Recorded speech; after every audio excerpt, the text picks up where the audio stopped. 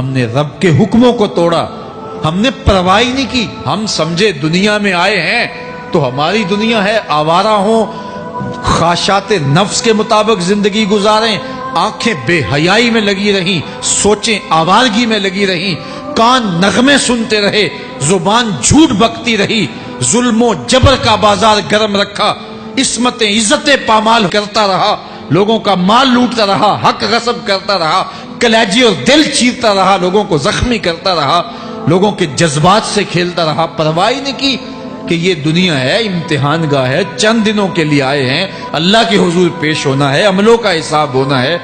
اب جب وہ دیکھیں گے کہ ہمارے ساتھ کیا ہونے والا ہے تو ان کے چہرے پہلے بگڑ جائیں گے۔ کیوں؟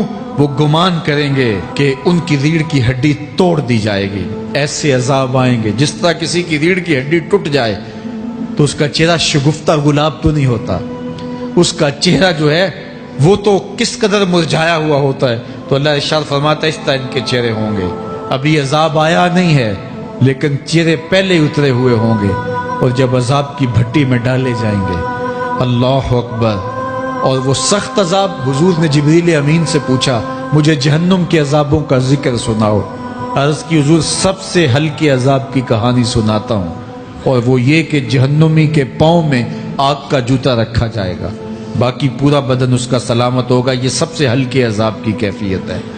اب پاؤں میں آگ کا جوتا ہوگا، حدت، گرمی، شدت اتنی ہوگی کہ دماغ پگھل کے ناک اور کانوں کے راستے سے باہر آ جائے گا۔ پاؤں میں رکھے ہوئے جوتے کی گرمی دماغ کو ایسے چڑھے گی کہ وہ پگھل جائے گا اور ناک اور کانوں کے راستے سے باہر آ جائے گا۔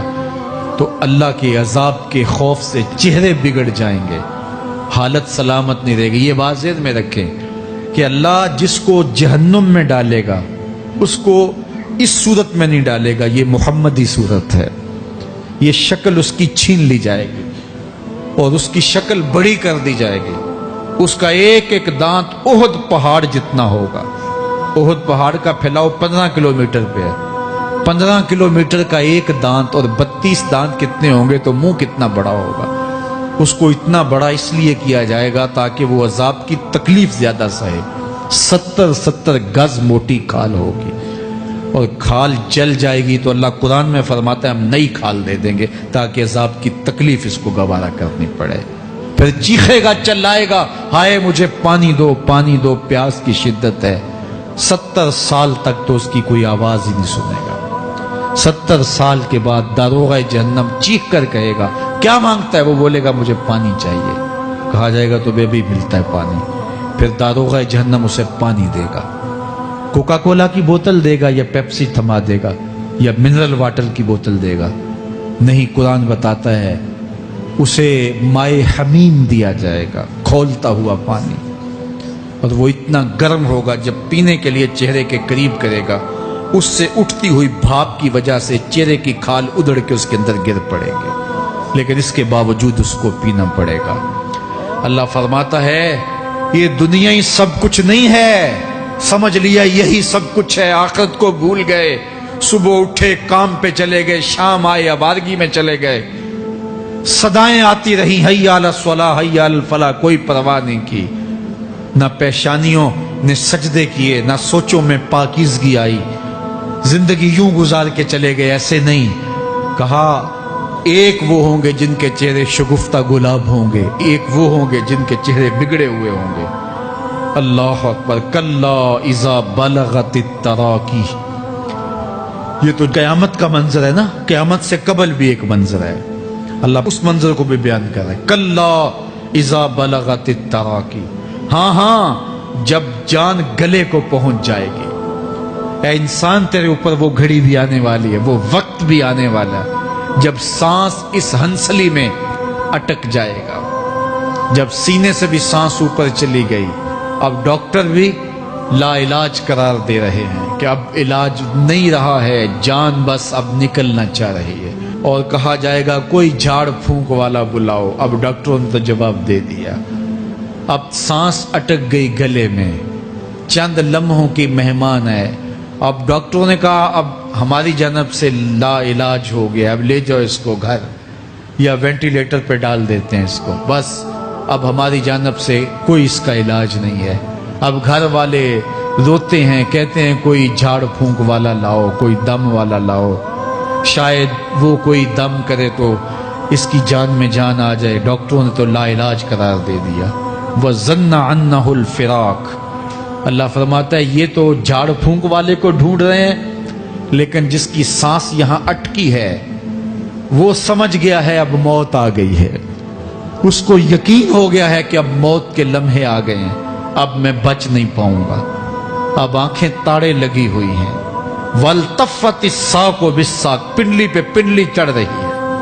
جب موت آ جاتی ہے تو پھر پنڈلی سے پنڈلی لپٹ جاتی ہے، اس کو پھر جدا کرتے ہیں اور جدا کر کے دونوں انگوٹھے باندھ دیتے ہیں تاکہ پنڈلی کے اوپر پنڈلی نہ چڑھے۔ اللہ وہ منظر بیان کرتا ہے، صاحب یہ وقت آنے والا ہے جب دونوں انگوٹھے باندھ دیے جائیں گے، جب ناک میں روئی ٹھونس دی جائے گی، جب چٹے لباس میں کفن دیا جائے گا، جب غسال کے سامنے بے بس پڑے ہوں گے، وہ چاہے یہ بازو اٹھائے چاہے یہ بازو اٹھائے، گرم پانی ڈالے یا سرد پانی ڈالے، جب بس پڑے ہوئے ہوں گے جو ہے وہ غسل دینے والوں کے، اور ناک میں روئی ہوگی اور دونوں انگوٹھے آپس میں بندھے ہوں گے، یہ محل، یہ ماڑی، یہ کوٹھیاں، یہ بنگلے جس کو سویر شام لگ کے حلال حرام کی تمیز کیے بغیر بنایا تھا، غوث اعظم رضی اللہ تعالیٰ عنہ بولے مکان بنا رہا ہے، بسیں گے اور حساب تو جا کے دے گا، اور یہ تو ایک رات بھی تجھے اس گھر کے اندر نہیں رکھیں گے کہ چلو ایک رات مہمان رکھ لیں، کہتے ہیں نہیں نہیں مہمانوں نے بھی جانا ہے تو جلدی کرو اس کو سپرد کراؤ، وہ تو تیرا لباس بھی پھاڑ کے اتاریں گے، خود غسل دینے کے لیے تیار بھی نہیں ہے، تجھ سے خوف آنے لگا ہے، جاندی واری ڈرونا بنے ہوتے ہاتھ نہ لاندے ڈر دے، جنہ لئی تو پاپ کمائے اج کتھے نہیں تیرے کر دے۔ آج تو وہ تیرے ساتھ تجھے غسل دینے کے لیے آمادہ نہیں ہے۔ وَالْتَفَّتِ السَّاقُ بِالسَّاقِ، جب پنڈلی پہ پنڈلی چڑھنے لگ جائے گی، إِلَىٰ رَبِّكَ يَوْمَئِذٍ الْمَسَاقُ، اس دن تیرے رب کی طرف ہی لوٹ کے جانا ہے۔ فَلَا صَدَّقَ وَلَا صَلَّىٰ، اس نے نہ تو سچ مانا اور نہ نماز پڑھی، وَلَٰكِنْ كَذَّبَ وَتَوَلَّىٰ، ہاں جھٹلایا اور منہ پھیر کے چل پڑا۔ ثُمَّ ذَهَبَ إِلَىٰ أَهْلِهِ يَتَمَطَّىٰ، پھر اپنے گھر کو اکڑتا ہوا چلا۔ اولا لک فاولا ثم اولا لک فاولا، تیری خرابی آ پہنچی، ہاں تیری خرابی آ پہنچی۔ ایحسب الانسان ان یترک سدی، انسان دنیا میں یہ گمان کرتا ہے اس کو سدا چھوڑ دیا جائے گا۔ سدا عربی میں ایسے اونٹ کو کہتے ہیں جس کی مہار کسی کے ہاتھ میں نہ ہو، شترے بے مہار، جہاں مرضی جس گھاٹ سے چاہے پانی پیے، جہاں سے مرضی چارہ لے، تو شترے بے مہار کو کہتے ہیں سدا۔ تو یہ انسان بھی گمان کرتا ہے کہ میں بھی سدا ہوں، مجھے کوئی کیوں پوچھے، میرے جذبات پہ کوئی کیوں قدغن لگائے، مجھے کیوں روکے کوئی۔ بالخصوص جوانی کے ایام کے اندر جوان کو بڑا ہوتا ہے کہ کوئی مجھے کیوں، وہ تو ماں باپ کے کہنے میں بھی نہیں آنا چاہتا، وہ کہتا ہے کیوں مجھے روکتے ہیں، میری جوانی ہے، میرے جذبات ہیں، مجھے آزادی سے جینے دو، کیوں میرے راستے میں رکاوٹ بنتے ہو، میں سدا ہوں۔ اللہ فرماتا ہے نہیں، ایک اونٹ تو سدا ہو سکتا ہے، جس کو میں نے اشرف المخلوقات بنایا ہے اس کو تو سدا نہیں چھوڑوں گا، اس کو تو پابند بناؤں گا حکام کا۔ اب وہ کہتا ہے کہ نہیں نہیں، یہ کیسے دوبارہ اٹھائے جائیں گے؟ اب دوبارہ وہی بات پھر آ گئی، الم یک نطفۃ من منی یمنی، اللہ فرماتا ہے ایک بوند تھی نا، پانی کا ایک قطرہ تھا جو رحم مادر میں رکھا گیا، ثم کان علقہ، پھر وہ پانی کا قطرہ لوتھڑا بنا، فخلق فسوی، پھر اللہ نے اسے پیدا فرمایا اور پھر ٹھیک ہموار کیا، فجعل منہ الزوجین الذکر والانثی، پھر اس سے وہ جوڑ بنائے، کوئی مرد بنایا کوئی عورت بنائی۔ کہا اب غور کر، اب تیری آنکھیں دیکھتی ہیں، بجلیاں چمکتی ہیں، تیری زبان کا طوطی بولتا ہے، لوگ اشش کرتے ہیں تیری گفتگو پہ، تیری گفتار پہ صدقے جاتے ہیں، تیرے لہجے کے جمال کو دیکھتے ہیں، تیرے سینے کا زور، تیرے پنجوں کی طاقت، تیری دماغ کی تیزیاں اور تیری سوچوں کے اجالے، تیری زوردار ٹانگیں، تیرے کڑیل بازو اور تیری چوڑی چھاتی، اور تیرے گلاب کی پتیوں جیسے ہونٹ، اے انسان یہ سب کچھ کہاں تراشا گیا؟ ماں کے رحم میں، اس تاریکی میں جو 3 پردوں میں تھی۔ تیرا سر تیرے گھٹنوں میں تھا، اور تیرے رب نے وہاں تیرے اندر نسوانیت یا رجولیت کی صلاحیتیں پیدا کی، تیری آنکھوں میں چمک پیدا کی، تیرے کانوں میں نغمے بکھیرے، تیری زبان کے پٹھوں پہ قوت ذائقہ رکھی، تجھے بولنے کی صلاحیت دی، تیرے پنجوں میں زور رکھا۔ آج تو مفتی شہر ہے، آج تو علامۃ الدہر ہے، آج تو قاضی القضات ہے، آج تو منسٹر ہے، آج تو وزیر اعظم ہے، آج تو پہلوان ہے، آج تو شہزادہ ہے، آج تو بادشاہ ہے، آج تو زوراور ہے۔ آج تیری طاقت کے کیا کہنے؟ آج شیروں کو تو نچا لیتا ہے، ہاتھیوں کو تو بٹھا لیتا ہے، آج تو بڑا زوراور گھڑ سوار ہے۔ آج تیری طاقت کے کیا کہنے؟ تو کشتی کرتا ہے، زمانہ دیکھنے آتا ہے۔ آج تیری طاقت کے شوہرے ہیں، تیری عظمت کے تنتنے ہیں، لیکن انسان تو ایک ناپاک قطرہ تھا اور رحم مادر میں تھا۔ تیرے اندر یہ رنگ کس نے بھرے؟ تیرے کانوں میں نغمے کس نے رکھے؟ تجھے دماغ کی قوتیں کس نے دی؟ زبان کو بولنا کس نے سکھایا؟ آنکھوں میں توانائیاں کس نے رکھی؟ تیری زبان کا طوطی بولتا ہے، یہ سلیقے کس نے دیے؟ پھر اللہ فرمایا، کتنا زوردار بیان ہے، الیس ذالک بقادر علی ان یحیی الموتى، جو ماں کے پیٹ میں ایک نطفے کو ایک خوبصورت انسان بنا سکتا ہے، ہڈیوں کو جوڑ کے دوبارہ انسان نہیں بنا سکتا؟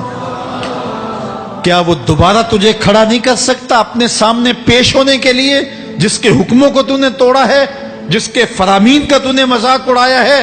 کیا وہ اتنا ہی بے بس ہے کہ اپنے حضور تجھے جو ہے وہ کھڑا ہی نہیں کر سکتا ہے؟ جس رب نے تجھے ماں کے شکم میں شکل دی، حضرت شیخ فرید الدین عطار بولتے ہیں، سانے کستی سلاتی می شود، ایسا کاریگر ہے مٹی سے بادشاہ بنا ڈالتا ہے۔ اس نے مٹی سے دارا و سکندر بنائے، اس نے مٹی سے جو ہے وہ رستم و سہراب بنائے، اس نے مٹی سے کیا کیا بنا دیا جو مٹی سے بادشاہ بنا سکتا ہے، جو نطفہ رحم مادر سے جو ہے وہ شکل اور صورت اور رنگ اور جمال بنا دیتا ہے۔ تیری صورت نکھرتی ہے، تیرے ہونٹ گلابی ہیں اور تیری نرگسی آنکھیں ہیں، تیرے ریشمی بال ہیں اور تیری خوبصورت رنگت ہے، تو چال چلتا ہے تو لگتا ہے قیامت چل رہی ہے، تیرا قد رانا جو ہے وہ صنوبر کو شرماتا ہے، تیری گفتار کے تنتنے ہیں۔ جس نے اتنی خوبصورت شکل ماں کے رحم میں بنائی، کیا وہ ہڈیوں کو جوڑ کے دوبارہ انسان نہیں بنا سکتا؟ وہ دوبارہ انسان بنائے گا اور پھر تجھے اپنے حضور کھڑا کرے گا۔ اور ایک حدیث میں آتا ہے، اللہ بندے کو اپنے حضور کھڑا کرنے کے بعد اپنے سامنے سے ہٹنے نہیں دے گا جب تک 5 سوال نہیں پوچھ لے گا۔ ان عمرہ ہی فیما افنا ہو، اس کی عمر کے بارے میں پوچھے گا، کہاں ضائع کی؟ میں نے تجھے زندگی دی، 60 سال 70 سال 40 سال 50 سال، اس زندگی کو کہاں گزار کے آیا ہے؟ ان شباب ہی فیما ابلا ہو، اس کی جوانی کے بارے میں پوچھا جائے گا، جوانی کہاں گزار کے آیا ہے؟ مجنوں تو نہیں بنا رہا، خواہشات کا اسیر تو نہیں ہو گیا، دیوانوں کی طرح زندگی تو نہیں گزار کے آ گیا؟ تیری جوانی کسی چوک میں تو نہیں گزری، تیری جوانی آوارگی میں تو نہیں گزری، ساری رات سوشل میڈیا کے اوپر گندگی اور غلاظتیں تو نہیں دیکھتا رہا؟ تیری زندگی گزری کہاں ہے؟ تیری جوانی گزری کہاں ہے؟ اگر کوئی جواب نہ ہوا تو پھر کیا جواب دے گا؟ اور وہ کتنا خوش نصیب ہوگا جو کہے گا، مالک میری جوانی سجدوں میں گزری، میری جوانی قیام میں گزری، میری جوانی رکوع میں گزری۔ میرے حضور فرماتے ہیں، سبعۃ یظلھم اللہ فی ظلہ یوم لا ظل الا ظلہ، 7 اشخاص ایسے ہیں قیامت کے دن جب کوئی سایہ نہیں ہوگا، اللہ ان 7 کو اپنے عرش کا سایہ دے گا۔ ان میں سے دوسرا شخص میرے حضور نے بیان فرمایا، وشاب نشأ فی عبادت اللہ، وہ جوان جس کی جوانی اللہ کی عبادت میں گزری۔ جوانوں، اپنی زندگی کو مالک کی دہلیز پہ لے آؤ۔ جوانی وہی ہے جو مالک کی چوکھٹ پہ گزرے۔ اپنے دل کا تعلق جوڑو، عشق کرنا ہے تو پھر آمنہ کے لال سے کرو۔ محبت کا رشتہ ان سے جوڑو، تعلق کا ربط ان سے قائم کرو، جوانی کو دین کی راہ پہ ڈالو۔ اللہ اکبر۔ سنو میرے حضور کا فرمان، انا حبیب اللہ، میں اللہ کا حبیب ہوں۔ پھر فرمایا الشاب التائب حبیب اللہ، جو جوان جوانی میں توبہ کرے وہ بھی اللہ کا حبیب ہے۔ آؤ اللہ کے حبیب بن جاؤ، اللہ کے حبیب بن جاؤ، اللہ کے حبیب بن جاؤ، اللہ کے محبوب بن جاؤ۔